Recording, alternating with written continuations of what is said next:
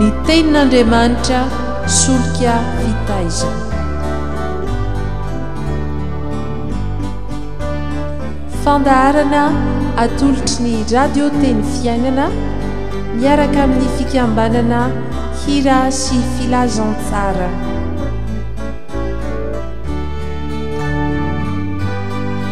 Fitarian-kevitra ho amin'ny fandiniana ny soratra masina isan'andro.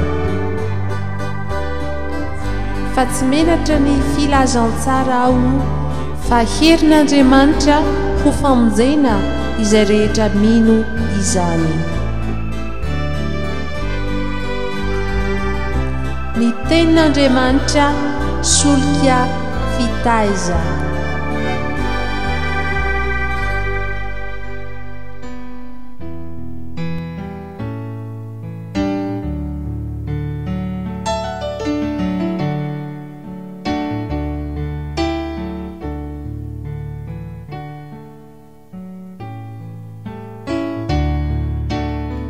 faly manolotra ny fiarabanantsika ry havana sy mirary ny fahasoavana mampiadanana avy amin'Andriamanitra tompontsika. Eto ampanarahana ity fandaharana ny tenin'Andriamanitra solika fitaiza ity eto amin'ny radio teny fiainana.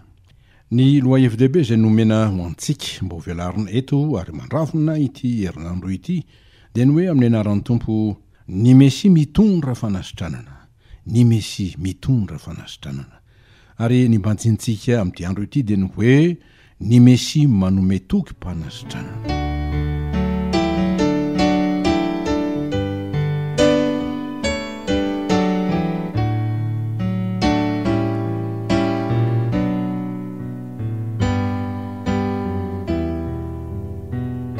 Mesia manome toky mpanasitranana, inona no ambara amin'izany? Raha vantanana dia ny hoe ny tompo dia tsy milaza zavatra izay tsy ho tanterahany, ary indrindra tsy mametoky ny amin'izany raha tsy ho tanterahany, satria mahatoky sy marina izy dia araka ny anarana izay anononana azy raha zoina ny Apokalipsy 7:10. Ko raha milaza isika eto hoe ny Mesia manome toky mpanasitranana dia satria efa eny am-pelatanany ny fanasitranana izay lazainy fa omeny antsika. Dia azontsika tondroina ny fomba fitentsika andavanandro ny amin'izany manao hoe ny valala tsy antanana tsy atolo-jaza fa izay ananana no azo omena. Inona ary no hafatra ho antsika amin'ny alalan'izao lohateny lehibe izao, ny Mesia manome toky mpanasitranana. Raha ny aretina izay mety miafara amin'ny fahafatesana no lazainy soratra masina ho tambon'ny ota na ho valin'ny ota, ny asetran'Andriamanitra izany kosa dia ny fanasitranana izay endriky ny famonjen'Andriamanitra. Fa famonjena feno sy tanteraka no omen'Andriamanitra antsika dia famonjena amin'ny antony sy ny lafiny rehetra eo amin'ny fiainantsika olombelona. Eto dia ny fanafahana antsika amin'ny rofy sy ny fanasitranana antsika amin'ny aretina rehetra tsy misy avakavaka izay mety mianjady amintsika amin'ny maha-olombelona antsika, dia isika teraka tao amin'ny ota, taranaky ny mpanota ary taranaka mpanota. Koa dia izany no ilazan'ny soratra masina amintsika hoe amin'ny anaran'ny tompo fa mpamonjy no teraka ho anareo. Liko 2:20. Ary ny anarany dia atao hoe Jesosy, fa izy no hamonjy ny olona ho afaka amin'ny fahotany. Matteo 1:20 dia ny fahotana izay loharano iavin'ny rofy sy ny aretina rehetra. Ny fototry ny famonjena entin'i Jesosy dia ny famelana ny helontsika sy ny fampiavanana antsika amin'Andriamanitra. Koa na dia maro tsy ho antanisa aza ny rofy sy ny aretintsika ry havana, dia ny famelana ny helontsika kosa no fototra sady lalana nataon'Andriamanitra anafahana antsika sy anasitranana antsika amin'izany. Hoy Jesosy tamin'ilay lehilahy izay nitrotraniny rehefa avy narary 7 taona, indro efa sitrana hianao, aza manota intsony fa andao anjoanao izay ratsy ny honony teo izy. Jaona 2:14. Dia hoy koa Jakoba apôstôly, raha mananatra sy mampaherin'ny mpino, misy mararo va eo aminareo? Aoka izy hampaka ny lolo ny fiangonana, ary aoka ireo hivavaka eo aminy. Ary ny fivavaky ny finoana dia hamonjy ilay mararo fa ny tompo hanangana azy, ary raha nanota izy dia havela ny elony. Koa mifamela elo koa ianareo ary mifampivavaha mba ho sitrana hianareo. Jakoba 5:14 ka hatramin'ny 14 izany.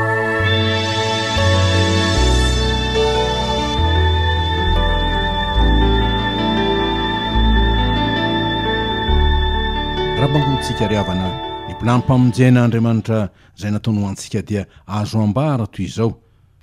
Ny ota no hevitra mampisaraka antsika amin'Andriamanitra araka ny Isaia 7:2 ary ny fisarana amin'Andriamanitra no varavarana misokatra malalaka izay idiran'ny asany fahafatesana kanefa koa omeny tenin'Andriamanitra antsika ny setriny ho amin'izany araka ny teny manao hoe amin'ny anaran'ny Tompo fa fahafatesana no tambon'ny ota ary fiainana mandrakizay no fanomezam-pahasoavana avy amin'Andriamanitra ao amin'ny Kristy Jesosy tompontsika hoy Paoly ao amin'ny epistily ho an'ny Romana 4:17 fa voasoratra hoe teo amin'izay ny habiazan'ny ota no ny hoara ny fahasoavana be lavitra mba ho tahaka ny nanjakan'ny ota tao amin'ny fahafatesana no anjakan'ny fahasoavana kosa amin'ny fahamarinana ho fiainana mandrakizay amin'ny alalan'i Jesosy Kristy tompontsika. Roana 5:20 sy 1:20 zany. Dizany koa no fon'Andriamanitra izay antra antsika olombelona mpanota.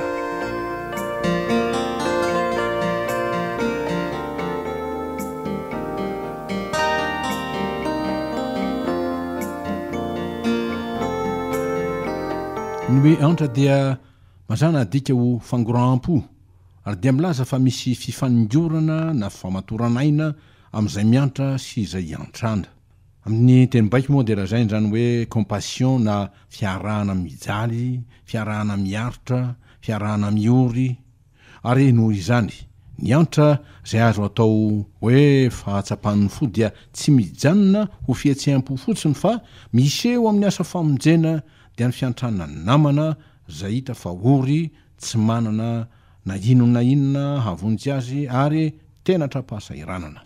Izany no nitenenan'i Jehovahandriamanitra amin'ny mpivavaka izay mazoto mifadianina manao hoe tsy izao va no fifadiana izay ankasitrahako dia ny amahany famatorany faharatsiana ny anaboraka ny fehin'ny zigoa sy andefa ny ampahoriana ho afaka ary hanapatapaka ny zigoa rehetra moa tsy nizara ny mofonao ho an'nona va sy ny ampiantrano-ny oro manjenjena ary mba nafinao izay hitanao mitanjaka ka tsy irombelona amin'ny namanao hianao. Isaia 7:7 zany. Ary dia izany indrindra ny fon'i Jesosy fo miantra ka azo atao hoe tsy mahazaka ny ahitany fahorian'ny olona satria tsy sitrak'Andriamanitra ho ny soratra masina ny ampahorin'ny olona na ampalahelo ny zanak'olombelona. Fitoman'ny Jeremia 7:17 zany. Indrindra raha noho ny tsirarina sy ny tsy fahamarinana izay ampiarina aminy dia toy ny Israely izay nandevozona teo ambanin'ny zigoan'ny Farao ka rehefa nitaraina tamin'Andriamanitra izy da hoy ny Tompo ny aminy manao hoe efa hitako tokoa ny fahorian'ny oloko izay any Egipta ary efa reko ny fitarainany noho ny ataon'ny mpampiasa azy eny fantatro ny alahelony dia efa nidina aho izao hamonjy azy amin'ny tanan'ny Egiptianina ka hitondra azy hiakatra hiala amin'izany tany zany ho any amin'izay tany soa sy malalaka dia any amin'izay tany tondra dronono sy tantely any amin'ny tanin'ny Kananita sy ny Hetita sy ny Amorita sy ny Perizita sy ny Hivita ary ny Jebosita ary ankehitriny endro ny fitarainany zanak'Israely dia efa mby aty amiko sady efa hitako koa ny fahoriana izay ampahorian'ny Egiptianina azy. Exodus 7:7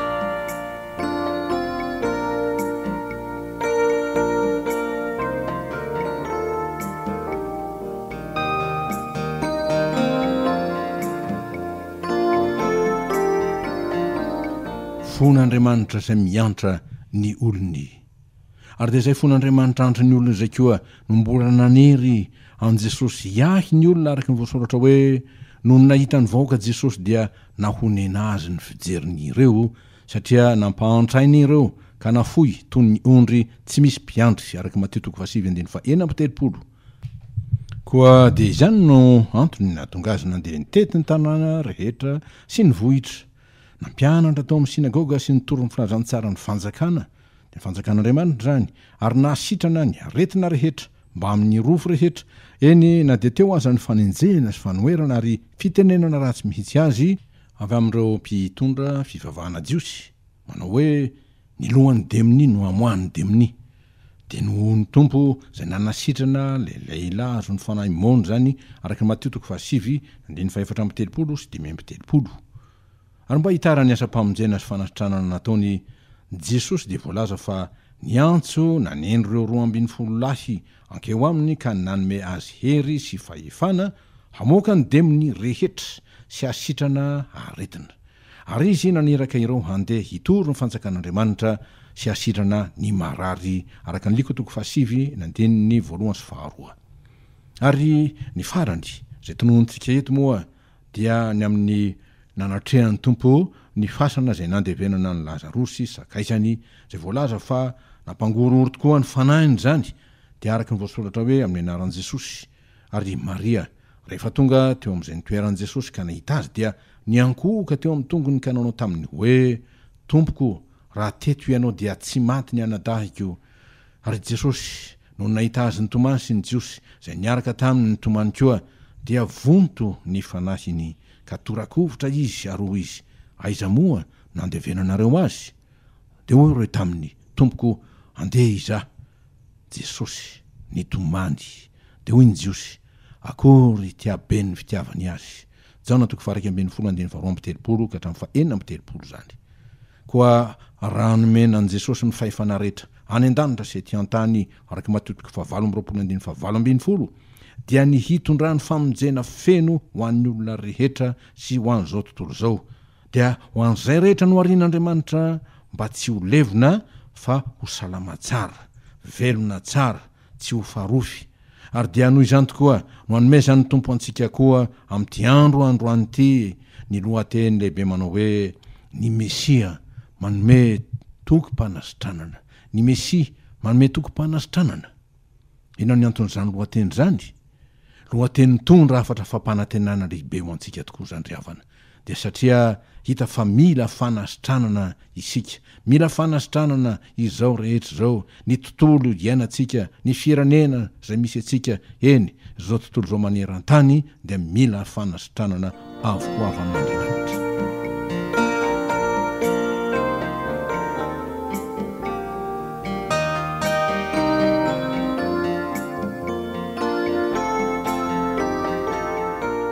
Ho an'ny olona tsirairay ary dia ny fanasitranana amin'ny aretina amin'ny rofy amin'ny fahoriana amin'ny ratra-piainana samy hafa zay samy endrika ny fahafatesana mialoalo aminy fa ny tany ho isika araka ny fitentsika andavanandro dia tsy laozam-pahoriana dia araka ny teny Jesosy tompontsika manao hoe aty amin'izao tontolo zao no ahitanareo fahoriana Jaona 4:17-2 ary de ho indrindra ny mpanao salamo raha mitoloko amin'Andriamanitra matsiaro ny vokatry ny fahatsony zay mipaka amin'ny fahasalamany tokoa izany hoy izy tsy misy fahasalamana nofoko no ny fahataizeranao Andriamanitra tsy misy tsy marary ny taolako no ny fahotako fa ny heloko efa mihoatra ny lohako tahaka ny entana mavesatra izy ka tsy zakako maimbo sady miady ny feriko no ny handalako mitanondrika sy mijoretra indrindraho ary misaona mandrakariva ary vaniako na ny vaniako dia ny taova izany dia enika ny aretina mahamay ka tsy misy fahasalamana ny nofoko marikoditra aho sady trovana indrindra midradradrandra aho no ny fitoloko ny nofoko Salamo 5:7-8 ho an'ny firenena indrindra ho an'ny firenentsika inona ny fisehon'ny aretina zay mila fanasitranana avy amin'Andriamanitra voasoratra hoe amin'ny anaran'ny tompo hatramin'ny faladi ka hatramin'ny loha de tsy misy zay tsy marary faratra sy dikapoka ary ferivao tsy mbola voaporitra na voafehy na voalemidilio izy ny taninareo dia efalao ny tanànanareo dia voadotra tamin'ny afo ny tany volenareo dia laniny fahavalo na koa laniny hafa firenena eo i masonareo ary lao izy toy ny efa noravaniny fahavalo hoy ny teny am'boky ny Isaia mpaminany 9:1-7 ary ho an'izao tontolo zao raha teo dia hoy ny fanambarany soratra masina ny fahavoazana mahazo azy ary simba ny tany dia ho anatrehan'Andriamanitra sady eny idoza henika ny loza zany dia hitan'Andriamanitra ny tany ka indro efa simba izy fa ny nofo rehetra samy efa nanimba ny lalany avy tamboniny tany hoy ny boky Genesis amin'ny toko 1:1 sy 2:20 ary dia noho izany antom-pahavoazana lehibe izany no nanendren'ny tompo fanamboarana izay efa rava sy nosomaina teo aminy eny fanavaozana mihitsy azy ny tany dia araka ny teny manao hoe indro avaoziko ny zavatra rehetra Apokalipsy 1:25 koa raha ny amin'ny olona tsirairay dia izany no hanamarinan'ny teny soratra masina araka ny voasoratra hoe raha misy olona ao amin'ny Kristy dia olom-baovao izy. Korintiana 2:5-7 dia azo adika eto amin'izao antondinika sy lohateny izay atrentsika izao manao hoe olona hafadroso zany, olona sitrana amin'ny aretiny, olona nandresy tamin'ny adiny rehetra, izay ny olom-baovao. Fa tanteraka amin'izany ny teny feno toko izay nomeny Jesosy manao hoe aty amin'izao tontolo izao tokoa no ahitanareo fahoriana nefa matoky ao izy. Zaho efa naharesy izao tontolo izao. Jaona 2:7 sy ny teny manao hoe amin'ny anaran'i Jesosy ihany koa raha ny zanaka no hafaka anareo dia ho afaka tokoa ianareo. Jaona 9:7. Ny amin'ny firenena indray dia hoy ny tenin'Andriamanitra ary asiko teny mafy ny valala na ny mpandaniny firenena zany noho ny aminareo dia nareo firenena izay vidin'Andriamanitra ka tsy hanimba ny vokatry ny tany itsony ireny ka dia avanomboa ny voalobokareo any an-tsaha hoy Jehovah tompony maro ary ianareo ataony firenena rehetra hoe sambatra fa ho tany mahafinaritra ianareo Jehovah tompony maro. Malaki 7:1-20 zany dia tany afadoza. Ary ho an'izao tontolo izao kosa dia hoy ny tompo fa indro izaho mahary lanitra vaovao sy tany vaovao ka dia tsy ho tsarovana intsony ny taloha na omby ao an-tsaina akory aza araka ny Isaia 5:7.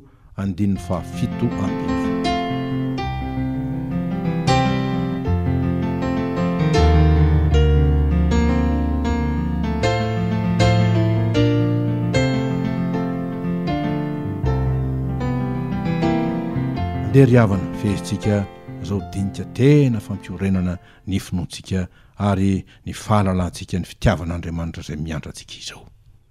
Voalohany, maha Jesosy an' Jesosy fantaro izy, tsy mandà izay rehetra manatona azy izy araka ny teniny, tsy manilika ny hataka izay atao aminy izy fa mamaly izany ary manao sy manana tanteraka araka ny teny izay nolazainy.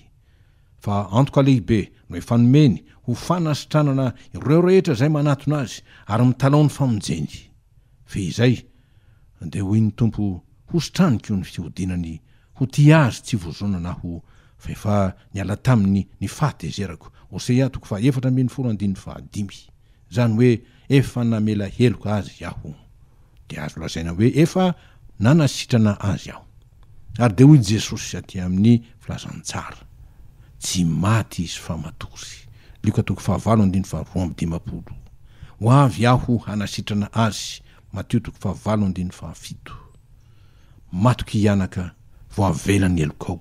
Mateo 5:7 fa ho fesy sady antoka ny amin'ny fahatanterahany tokom-panasitranana izay nataon'ny tompo dia natolotry Jesosy tokoa ny ainy ho avotra isolony maro araka ny voasoratra hoe nitondra ny aretintsika tokoa izy sady nivesatra ny fahoritsika na ny fanaitainantsika. Kanjo isika kosa nanao azy ho nokapohina sy nasian'Andriamanitra ary nampahoriana nefa izy dia voalefina noho ny fahasoantsika sy ny torotoronina noho ny helontsika, ny fampijaliana na famaizana na azotsika fihavanana tamin'Andriamanitra no namelezana azy ary ny dia kapoka taminy no nahasitranana antsika. Isaia 7:15. Ho anao ry havana izay mitady sy manantena ny fanasitranana avy amin'i Jesosy dia tsotra ny teniny izay avantany amin'ny anaran'i Jesosy. Mangatao izy dia homena hianareo fa izay rehetra mangataka no mahazo. Mateo 7:7-8. Koa dia izy mihitsy no manontany anao manao hoe inona ny tianao ataoko aminao. Marka 10:1-15. Koa dia aoko isika maly hoe ny mba hanafahanao ny rofiko tompo ny hanasitrananao ny aretiko. Rehefa izany dia matoky ryavana fa hoy jesosy aminao tongava aminao araka izay irinao.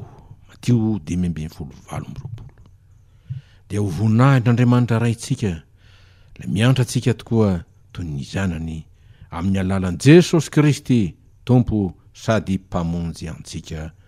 Amen.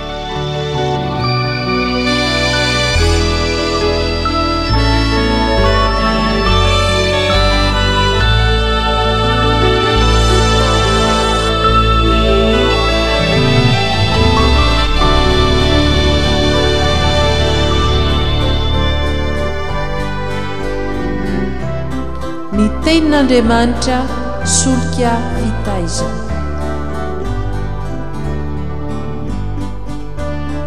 Fandaharana atolotry ny radio teny fiainana miaraka amin'ny fikambanana hira sy filazantsara.